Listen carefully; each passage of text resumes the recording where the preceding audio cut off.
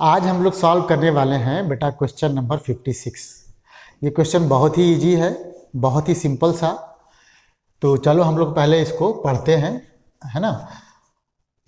हमारा क्वेश्चन कहता है A solid body rotates with angular velocity omega equals to A T I cap plus B T square J cap where A is this much and B is this much and I and J are unit vectors of x and y axis।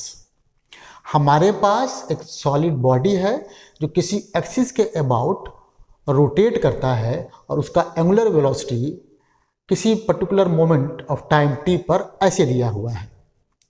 निकालना क्या क्या है, हमको निकालना है the moduli of angular velocity and angular acceleration at the moment t equals to 10 second. Part B हम लोग बाद में पढ़ेंगे, पहले हम लोग पार्ट ए को सॉल्व कर लेते हैं। हमको पहले निकालना है एंगुलर वेलोसिटी का मॉडुलस।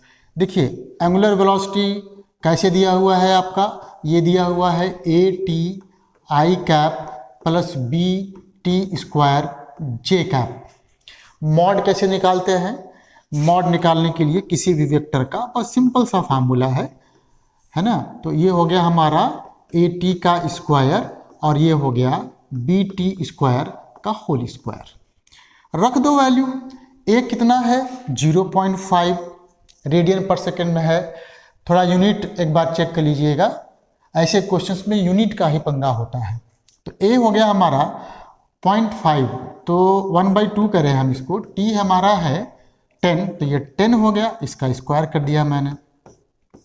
बी कितना है, b है हमारे पास 0.06 और t आपने देखा ही है 10 है, तो 10 का स्क्वायर 100 हो गया और इसका भी हमको स्क्वायर करना है।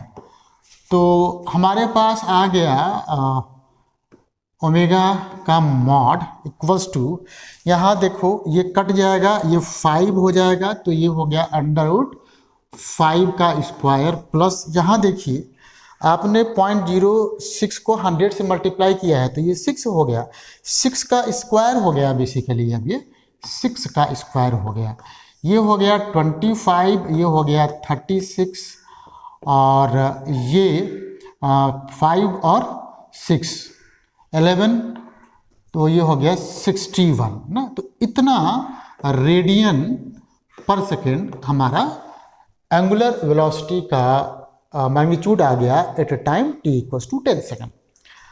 अब आप सोचिए कि अगला आपको क्या निकालना है, अगला आपको निकालना है angular acceleration at the moment. Angular acceleration का मॉडुलस निकालना है। तो बहुत सिंपल सी बात है,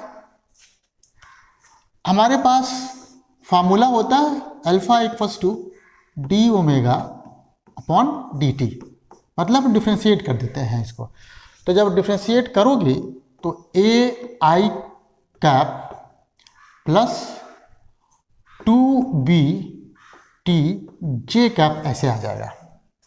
ठीक है, इसका मॉडुलस निकालना है। क्या क्वेश्चन है, बहुत सिंपल सा। ये हो गया ए स्क्वायर, ये हो गया 2bt का होल स्क्वायर।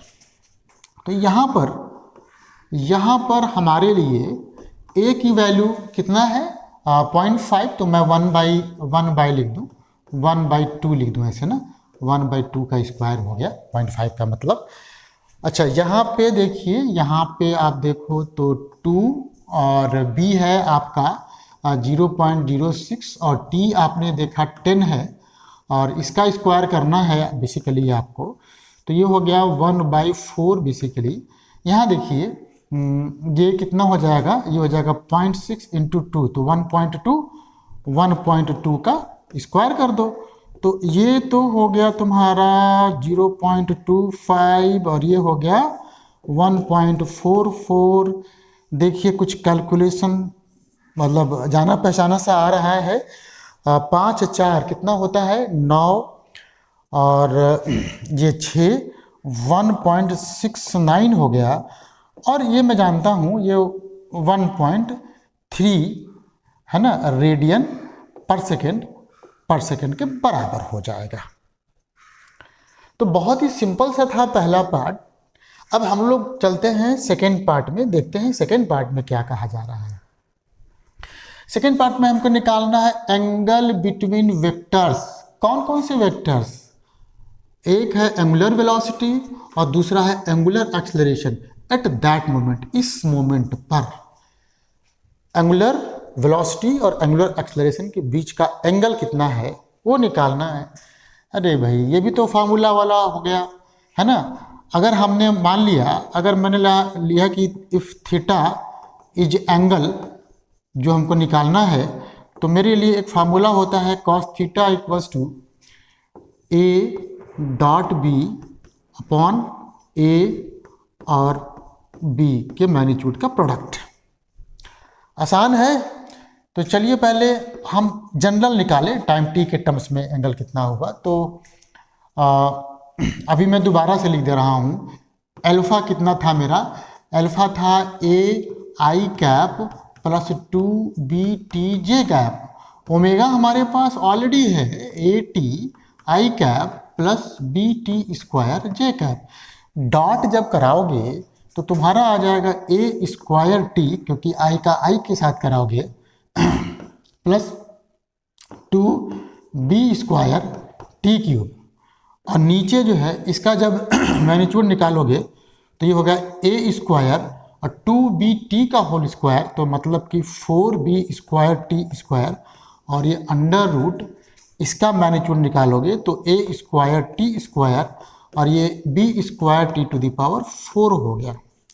अब इसमें देखिए A का और B का वैल्यू पहले से दे रखा है और आपको क्या करना है, आपको t इक्वल्स टू 10 सेकेंड इसमें पुट कर देना है।